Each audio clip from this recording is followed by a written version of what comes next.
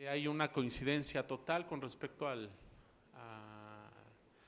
lo que ha realizado la Secretaría. Sabemos que en las condiciones en las que desarrollan su actividad es muy compleja en términos administrativos, pero también en términos políticos, por todo lo que reviste su posición al interior del gabinete. Y eso sobresale más, hace que sobresalga más su trabajo. Pero seguimos en la ciudad sin tener una política integral en el desarrollo económico, es decir, el sector primario sigue abandonado, nosotros lo hemos señalado, representa el 0.01% de, según los datos que entrega el INEGI, el sector secundario tuvo una pérdida de pasar del 11% al 7% del Producto Interno Bruto.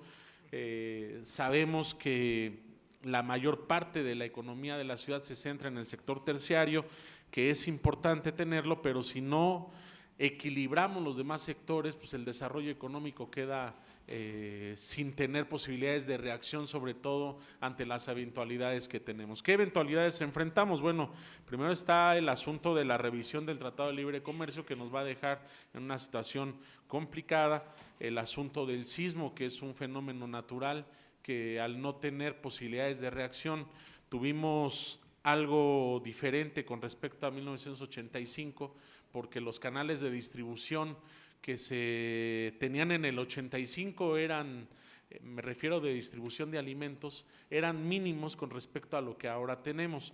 Eso nos permitió no caer en una crisis de desabasto.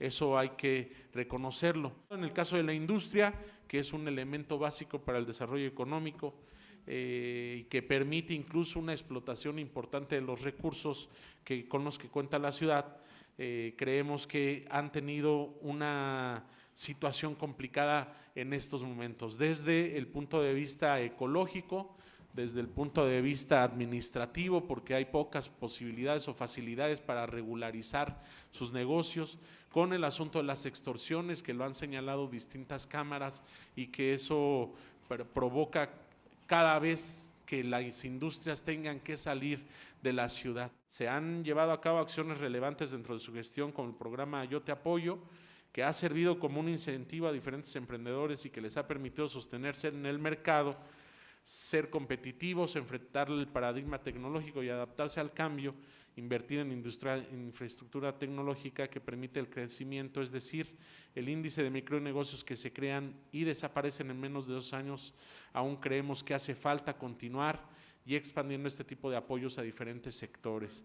En la glosa nos reporta que el programa consiste en un apoyo por única ocasión de 2,000 pesos, que se brinda a los micronegocios, mismos que está dirigido al acondicionamiento o remodelación del local.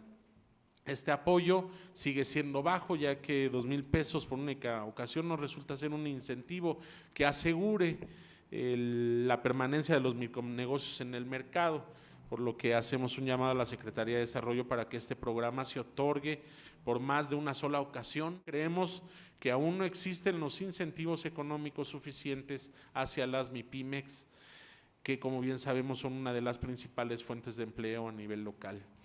Ya como mencionamos, la tasa de desempleo de la ciudad se encuentra por encima del promedio nacional, y si esto se le suma a la informalidad, que es un problema en el país y en la ciudad no es la excepción. 46.4% de la población ocupada de la ciudad lo hace en la informalidad. Sin duda hay un tema fiscal aparejado a la informalidad, pero es todavía más importante el impacto que tiene en la productividad. En la medida que se fomente el empleo informal, al ver que no hay posibilidades de tener un empleo formalmente establecido, pues la productividad va a ser menor. Los salarios reales, y se menciona esto con respecto a la propuesta que impulsan del salario mínimo, al momento de que hay menos productividad, los salarios reales que recibe este sector serán menores.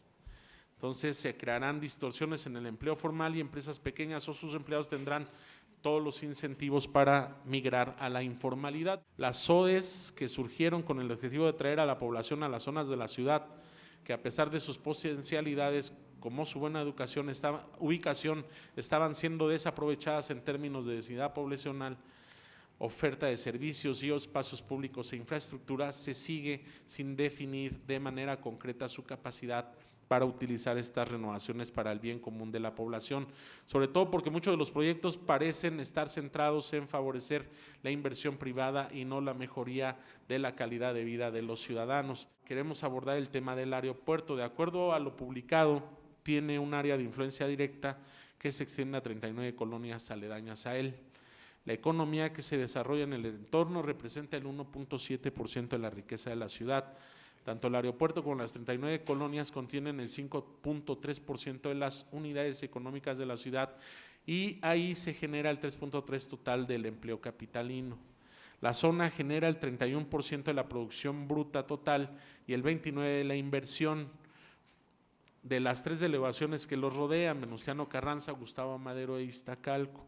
Esto hace que el aeropuerto aporte el 5.8% de la producción bruta de estas 3 delegaciones. La Secretaría llevó a cabo la política publicada y denominada La Opinión de la Ciudad, donde se involucró a las 33 colonias aledañas de distintos sectores de la sociedad para escuchar y recoger diversas opiniones sobre el futuro de los terrenos. En este orden de ideas sí nos gustaría saber cuál fue el resultado de esta acción para entender bien lo que sufren las delegaciones. También nos preocupa mucho que esta derrama económica y el impacto hacia la población de estas 69 colonias sigue siendo tema de discusión y análisis, por lo que mi grupo parlamentario quiere dejar claro que apoyaremos proyectos de inversión y desarrollo siempre y cuando estos cumplan y tengan por objetivo una política económica que facilite las decisiones del mercado.